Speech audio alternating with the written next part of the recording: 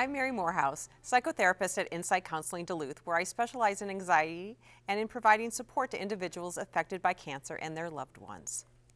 I'm your host for our episode tonight on mental health and caregiving. The success of this program is very dependent on you, the viewer, so please call in your questions or send them to our email address at ask@pbsnorth.org. Our panelists this evening include Gina Dixon, licensed psychologist, grief support services program manager for Essentia Health in Duluth, Dr. Mitzi Doane from Duluth Psychiatric Clinic, and Rachel Linder from Northern Waters Clinic in Duluth. Phone volunteers are standing by to answer your calls. And now, on to tonight's program on mental health and caregiving. Thank you all so much for showing up tonight on this very chilly night. We're going to just kind of get going here and start talking about this caregiving and mental health. Gina, if I could talk to you about, so you work a lot with, obviously in the Grief Support Center at Essentia, which is a wonderful place. And so can you tell me a little bit about grief and caregiving and mental health?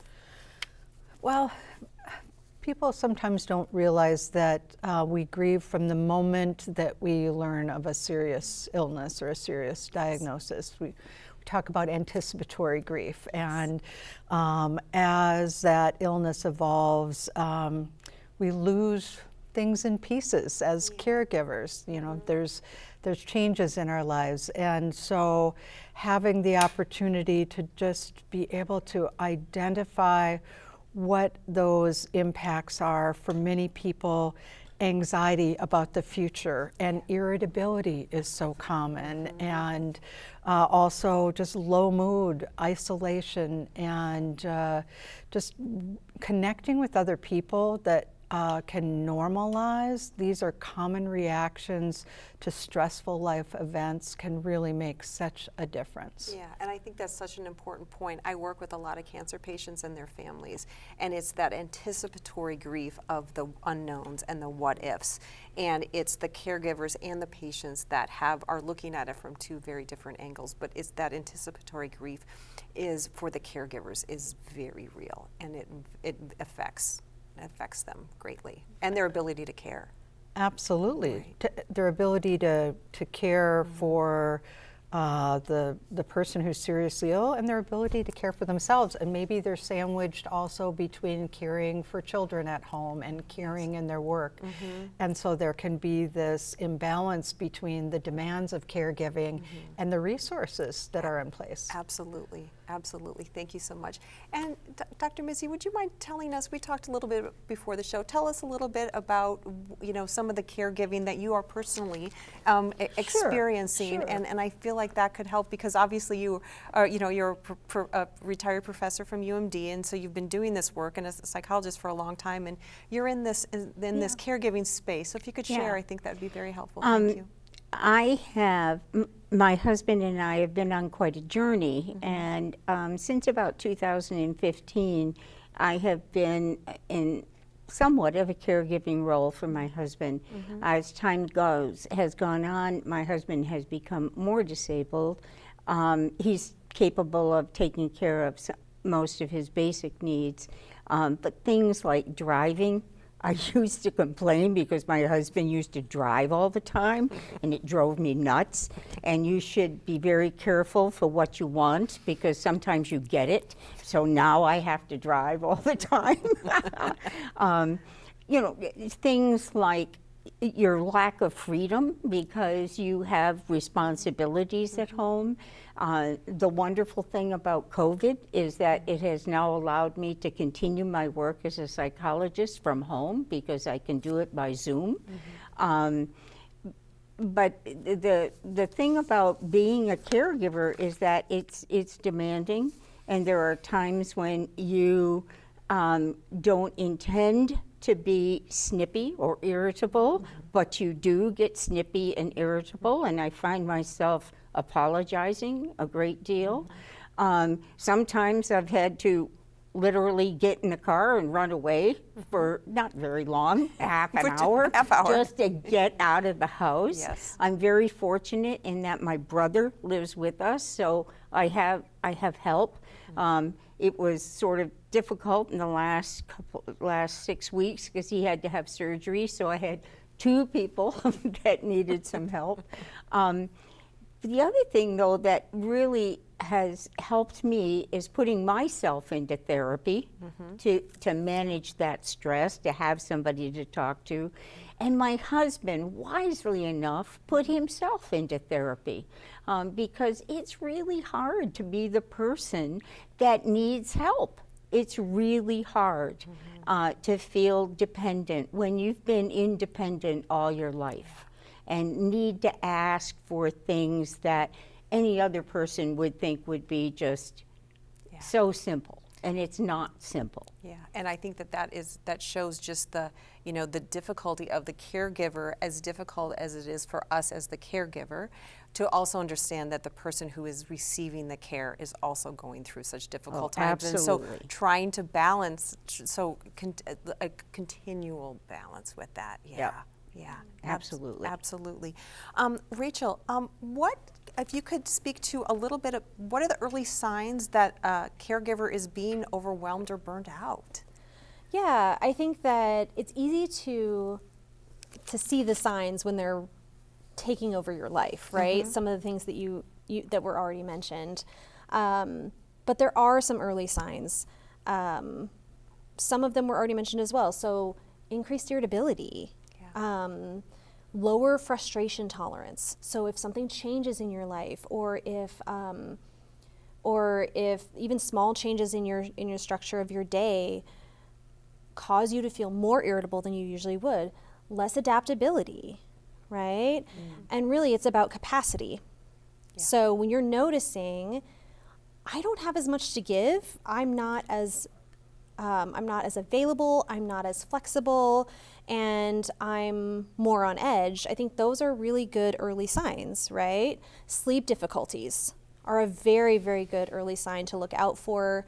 When I work with my clients, no matter what their presenting issue, I always ask, they always roll their eyes at me, but I always ask about sleep and appetite, right? Because when those things are affected, they can be very early signs that something's shifting in mental health. So I think it's really important to be very aware. I mean, we know that more than 60% of caregivers develop caregiver burnout or compassion fatigue. And so if you're in that role, it's very important to just be vigilant about any kind of changes in your mood, your behavior, or your energy level.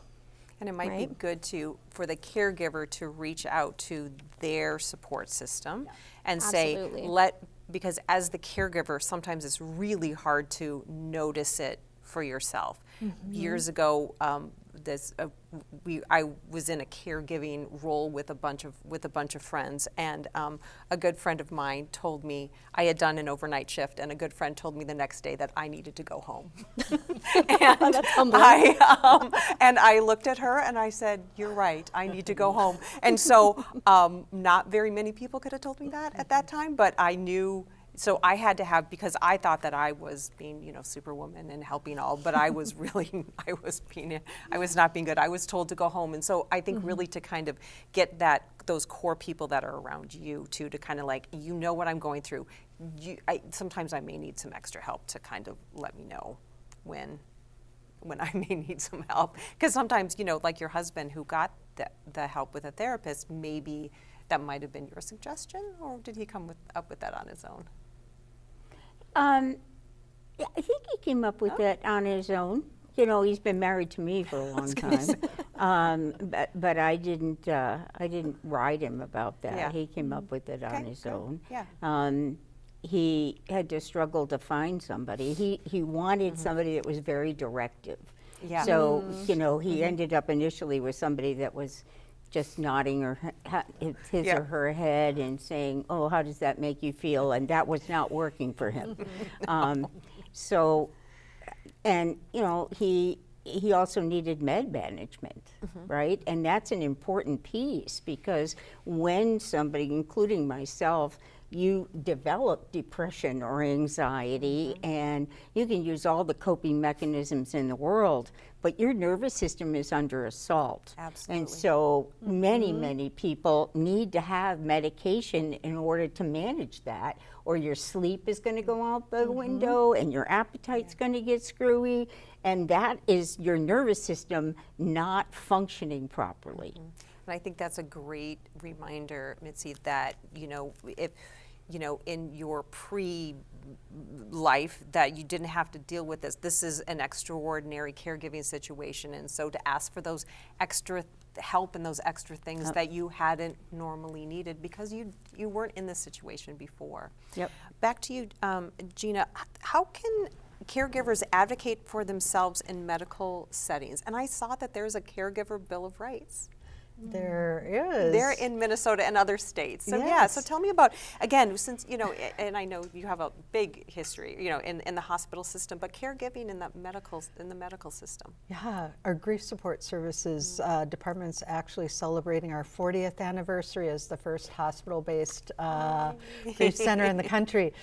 So we have collaborated with healthcare providers for a very long time, and with families. And what I would say is that don't hesitate to ask healthcare providers to talk about resources. And it might be part of the spiritual care team, it might be a social worker, it might be a nurse or a physician, but have conversations, ask questions when something isn't clear for you.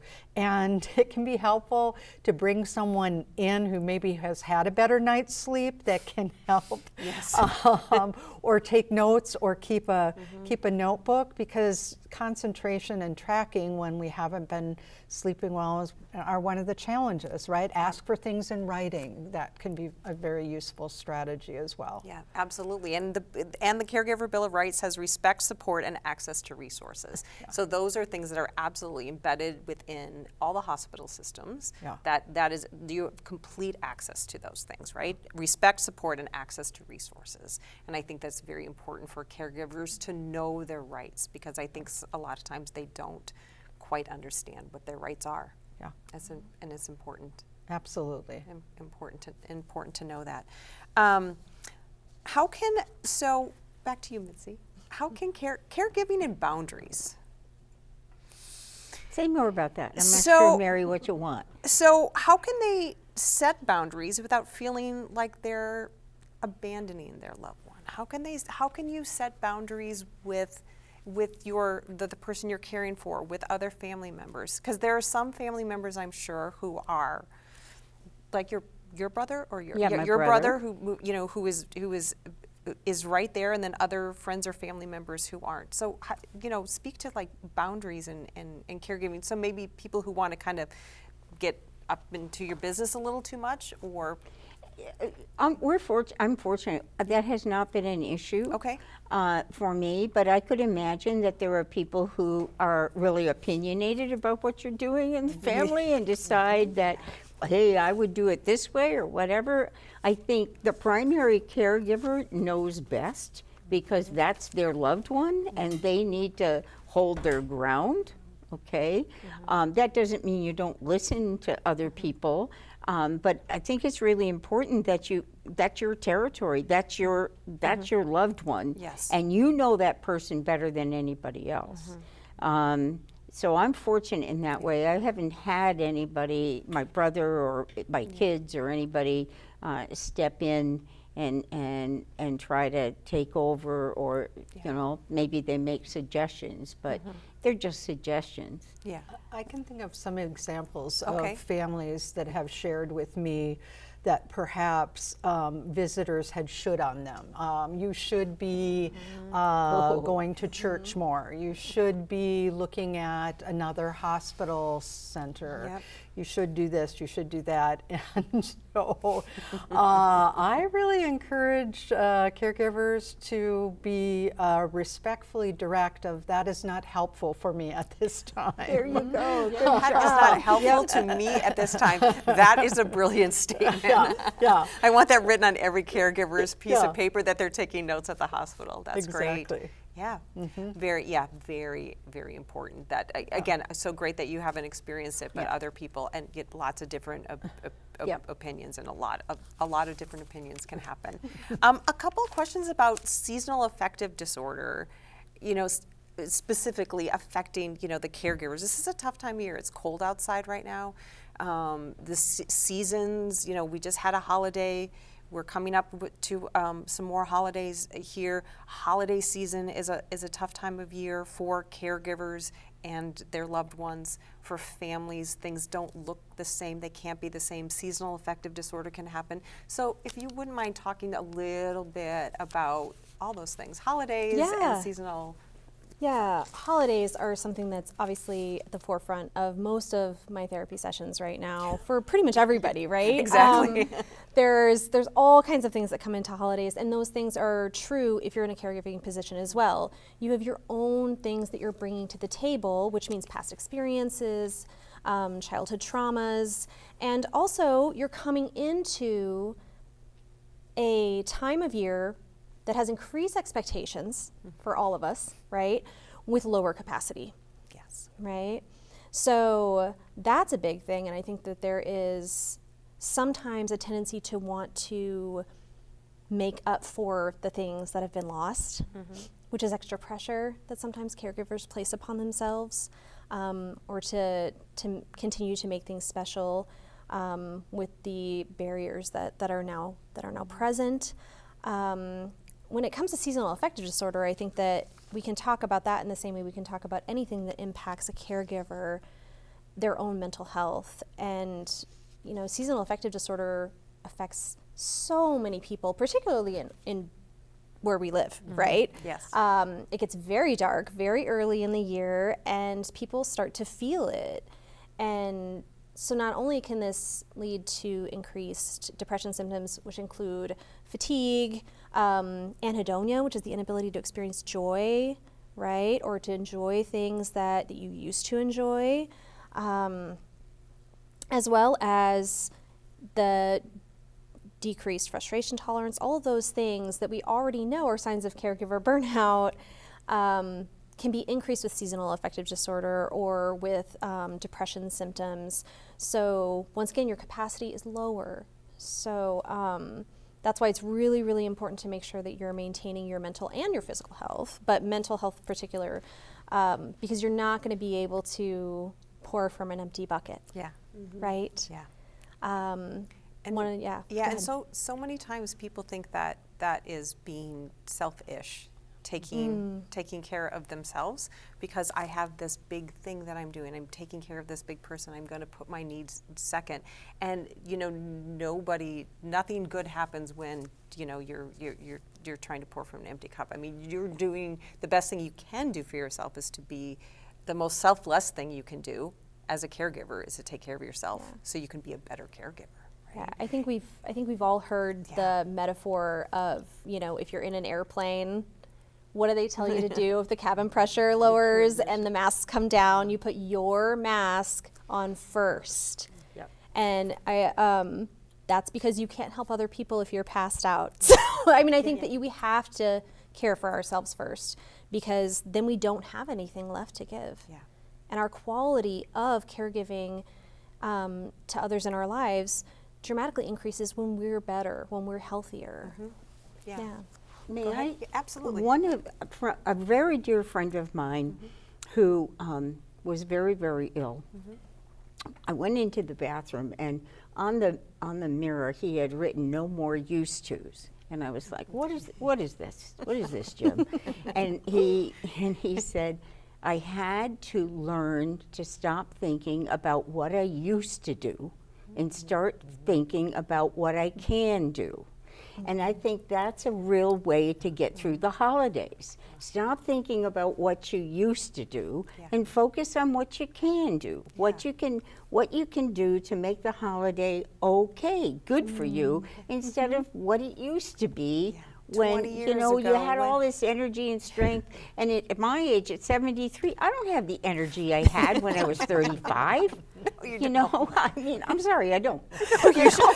Well, if you did, then that would be the medical sign. That would be. I did, I would want to interview you next week. You know, the other thing about seasonal affective disorder, many of my clients really benefit from bright light therapy. You know, and they do make these amazing visors. Have you seen those? They work, these visors that they clip on. You clip them onto a ball cap and you can walk around with that instead of having to sit in front of the light, which a lot of people have a problem of just taking the 20 minutes to sit in front of the light. Yeah, I haven't heard the ball cap thing. Yeah. I'll have to take a look at that. So, I mean, so bright light therapy works. In Scandinavia, every school has bright light rooms for the kids to go into while they eat breakfast. I love it. Gina, you have a couple books here. I want you to talk about those. Yeah. Thank you. And it really connects with what you were just sharing, Mitzi. I just started reading this wonderful book, Positive Caregiving, Caring for Older Loved Ones Using the Power of Positive Emotion. And it really draws on research on positive psychology and this idea when we can both acknowledge the stressors of caregiving, but also look for the ways and opportunities for connection with the person we're caregiving, for increased meaning and purpose, for memory making, and that there are some really simple ways. One of the examples in the book talks about moments of connection, saying something as simple as, something I love about you is the way you make me laugh. You know, we say I love you all the time, but just that little addition to the sentence. The reason why I love you. The reason why I love you Yes. so much. We can all do that. We can all do We that, can all right? do that. We don't have to be a caregiver or a Right. patient. Yeah. Exactly, exactly. And just to point out that there are many books for youth as well. My parent has cancer and it really sucks is one of my personal favorites. So the Caring Resource Center, our public libraries, that can be a start as well for people to access other resources that can just help them think about their experience in new ways. Yeah. I really encourage that. Yeah, wonderful. If a caregiver has only 5 minutes for themselves, what should they do with that time? I know, we'll start anywhere. My first, as someone who specializes in trauma and the nervous system, my first go-to is do something to regulate your nervous system, right? That can be as little as 5 to 10 deep breaths. We know that affects, that lowers your blood pressure.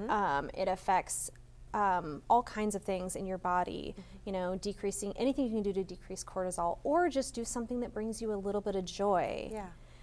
Because I think that oftentimes when you're caring for someone else, you forget to seek out and experience your own joy. Yeah. And that's a need. We need joy, we need leisure, we need things we love, things that give us meaning, things that make us happy, even if they're little.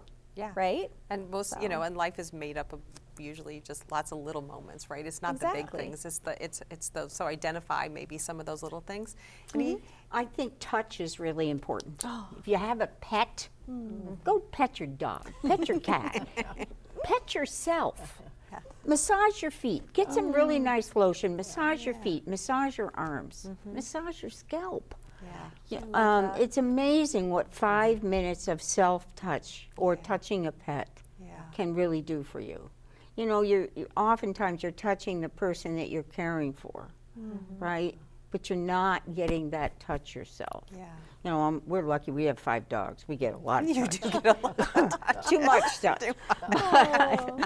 That's a lot of snuggle Yeah, time. so I don't even want to go into why we have 5 dogs, but We'll talk after. yeah. But that's another thing. I think that pets they may cause more strain, but they really help Absolutely. everybody. Oh, you're not helping my program here, not wanting to get another dog here. Okay, real quick, 5 minutes. A couple things that people can do. Prioritize social connection, and by that I don't mean social media. I mean connecting with someone, either of setting a date to meet or saying yes to an opportunity, and another grounding strategy. Maybe it's as you're laying in bed, getting ready to go to sleep at night. Calm, safe place. So just close your eyes and visualize a place that you feel peaceful and calm. It could be laying on a warm beach, the colors, the smells, the sounds. Just lose yourself for a few moments in something that sparks your joy, because there's all kinds of research that visualizing something like that has the same effect of actually going to a place, going on vacation. And Yes, that's wonderful. good for Thank all you. of us. Thank you so much. I want to thank our panelists, Mitzi Doane, Rachel Linder, and Gina Dixon. Please join Doctors on Call next week, where Dr. Ray Christensen for a panel discussion about eye problems, including cataracts, glaucoma, macular degeneration, and other vision concerns, with an emphasis on prevention and early detection, with a panel of experts from around the region. And if you're looking for more tips, tricks, and conversation around health and wellness in the Northland, make sure to check out Northern Balance on the PBS North YouTube channel. Thank you for watching and for joining us for season 44 of Doctors on Call. Good night.